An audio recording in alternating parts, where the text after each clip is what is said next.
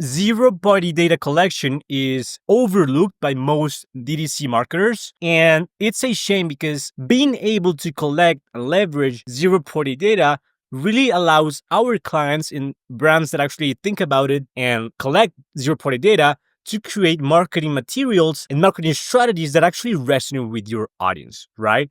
And to be honest, I haven't really seen any good, solid masterclass and tutorial on how to collect and most importantly, leverage zero-party data on YouTube. So that's why I decided to make this one right here. So today I'm going to share with you how to collect and leverage zero-party data to scale your email revenue and basically improve your email results dramatically. Okay, so zero-party data is one of the most powerful tools for personalization, segmentation, and higher conversions.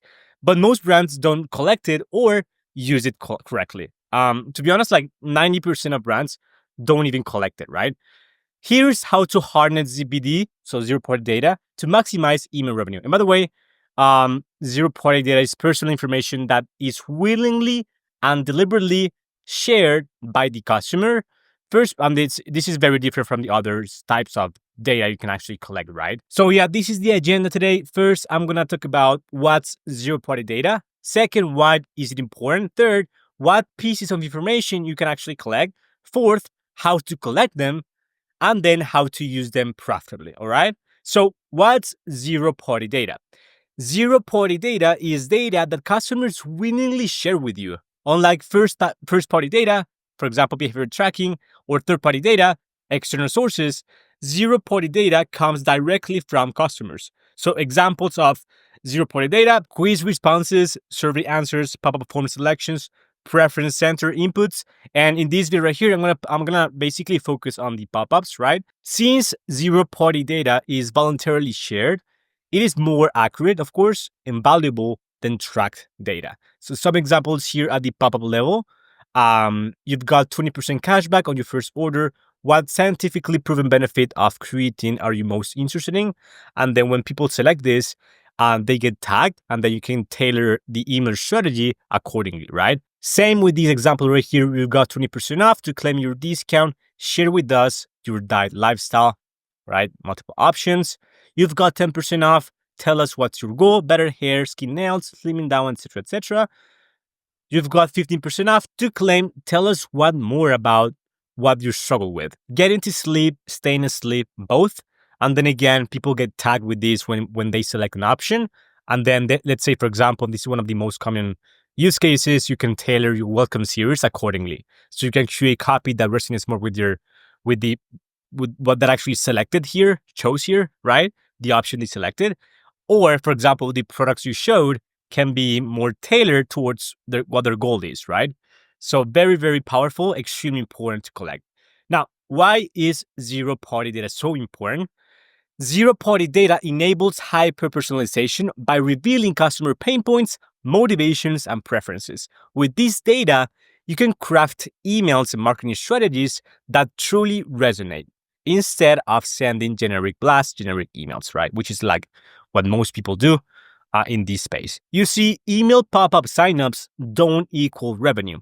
If you only track list growth without focusing on conversions, for example, the sign-up rate of your pop-up, you're missing the point. A massive list with a 0% conversion rate won't drive business results for your brand. Zero-party data helps boost conversions through smarter segmentation. You're not just collecting emails, you're collecting insights that help tailor marketing messages, whether it is on the paid ad side of things, CRO, and in this case, of course, email marketing. Even a 4% uplift in the welcome flow, for example, which is a pretty typical result where we implement zero-party data for most of our clients, conversions can add, in this case, for example, 48K in extra revenue per year for a 100K per month brand, right? And this is just for one flow. So imagine if you implement these types of strategies, segmentation and personalization across different marketing mediums, or for example, in this case, across different email flows. More signups don't matter, higher conversions do, right? Zero-party data helps turn subscribers into buyers, which is the most important thing. So when you have zero-party data, you can have multiple conditional splits based, again, what the person selected at the pop-up level, for example, right? And then you can make sure the copy you use here on the emails and the products you show, for example, are more relevant to the basically what they chose on the pop-up. All right. So what pieces of zero party data should you collect as a brand?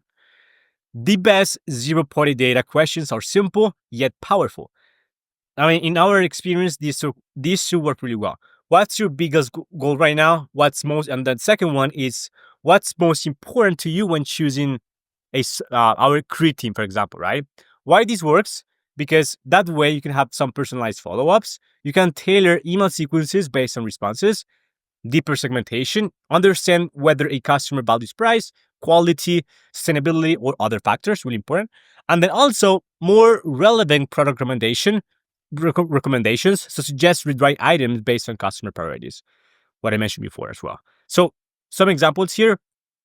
A skincare brand might ask, what's your biggest skin concern? Acne, aging, dryness, for example. And then you can have on the welcome series, for instance, follow-up emails showcasing relevant products for those specific pain points, right? Or skin concerns. A supplements brand might ask, what's your main goal? Energy, immunity, sleep, building muscle, losing fat, whatever. So in this case, for example, when we have what the actual customer want as a end goal, what they wanna basically get from our products, then they'll receive like content plus product suggestions based on the response, and that actually I cannot tell you how important zero party data is because you want to make sure the emails you send are actually relevant to the pain point of your end prospect, right? That's how you improve your conversion rates. And not only about email marketing, but also this data, and that's what I'm going to share later, is this data you collect with zero party data, you can utilize that with your acquisition team, with the paid ads team, right? You can utilize that for better landing pages, for better product pages, and even for product development. So I'm going to cover that later, but that's really, really important. So yeah, small tweaks to data collection can lead to big improvements in engagement and sales because the copy you create is going to be way more relevant. All right. Now, how to collect zero party data. So I'm going to share my screen here. I'm going to go into a Klaviyo account and I'm going to walk you through how to do it properly. All right, cool. So let me share with you how to create this form pop up so we can collect zero party data. All right. So you go to sign up forms, obviously create form, and then let me choose, I don't know. Let me use this one right here. So I'm going to call it YouTube demo. YouTube demo 25. And then newsletter, create form. All right. So I'm going to get rid of the teaser. By the way, I really like this template. It does have the micro commitment before, which is basically asking if they want it first before asking for the email, which is really important. I'm gonna get rid of the SMS for this specific example, right? So get 20%, $20 off your first order, claim, and then if they click on claim, they get taken here, right?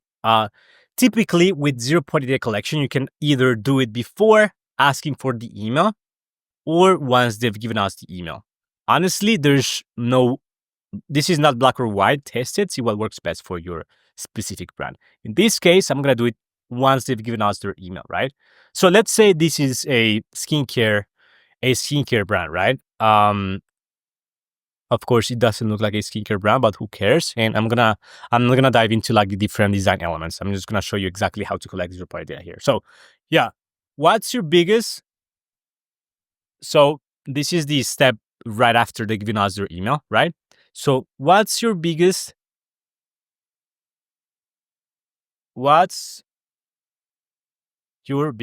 skincare concern?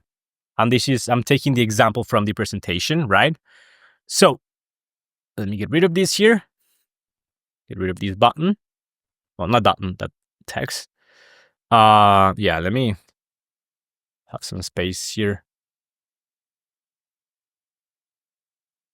And then for this specific button, I cannot help myself. I need to modify this. Looks really crappy. So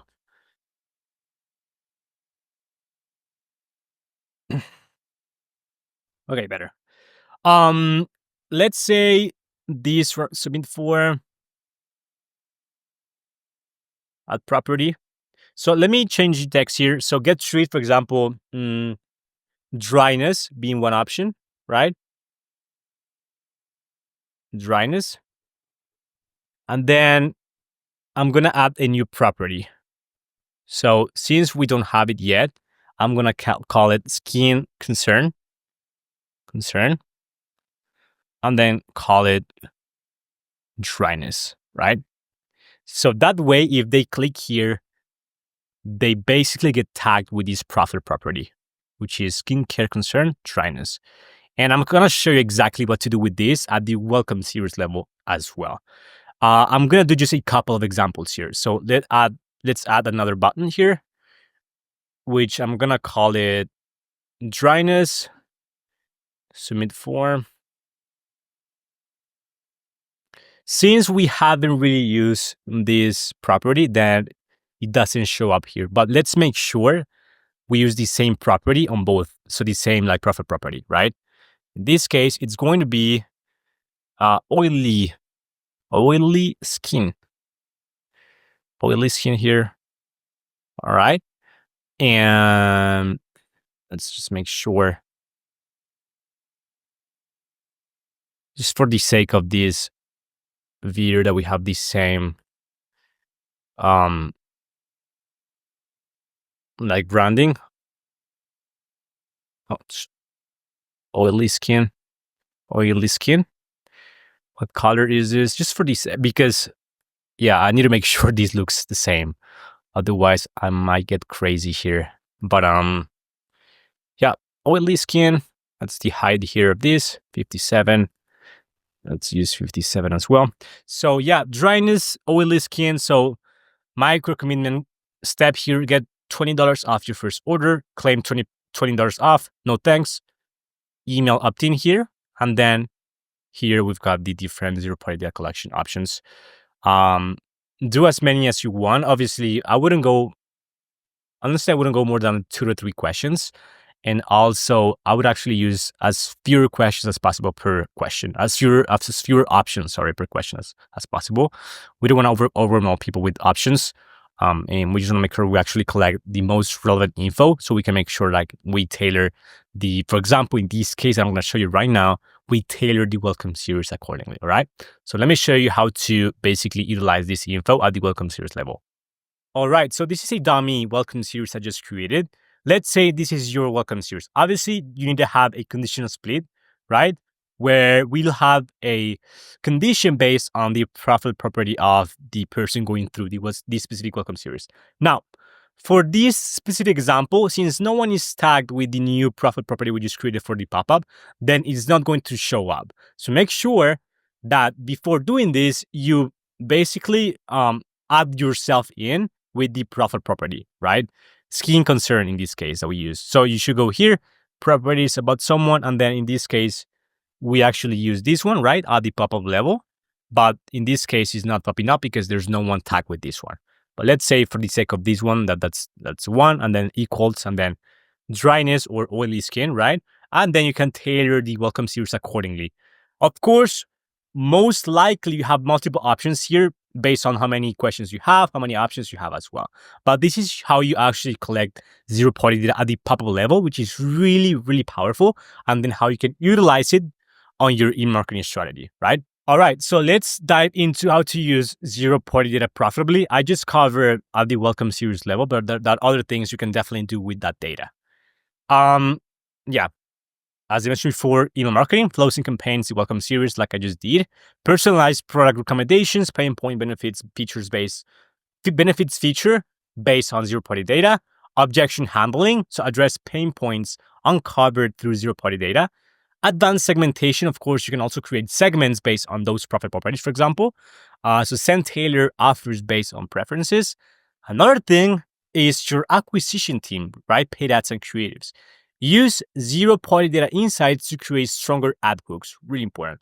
highlight the right USPs, unique selling points. For example, perfect for busy moms versus perfect for athletes, right? Because again, zero-party data really allows you to understand your customers to the core and see very powerful commonalities between them. And then you can create marketing materials that resonate more with them, right? So address common pain points in ad copy as well. Example, if most customers choose long lasting at the top of level, for example, as their priority, ad creatives should highlight durability, right? Third one, website and SEO, conversion rate optimization. So you can adjust product page copy to highlight customer priorities. You can improve other tutorials and landing pages by aligning messaging with collected zero-party data. Example, if customers value friendliness, emphasize sustainability messaging on product pages. Fourth, user experience and personalization. Reduce decision fatigue by guiding customers toward the best option. Offer customer product recommendations based on survey responses. Improve upsells and cross-sells by aligning with customer priorities. Example, if a customer selects hydration as their main skincare goal, recommend hydrating serum instead of a generic bestseller, for example, obviously, right? Just like the example I just showed you. Content strategy, social media, blog ads, SMS, etc. You can create more engaging social media copy and blog content based on what customers actually care about. Educate and nurture subscribers more efficiently using zero-party data-driven insights. Example, if many customers struggle with sensitive skin, write more content around gentle skincare routines, right? Finally, and this is extremely overlooked but so powerful, is product development.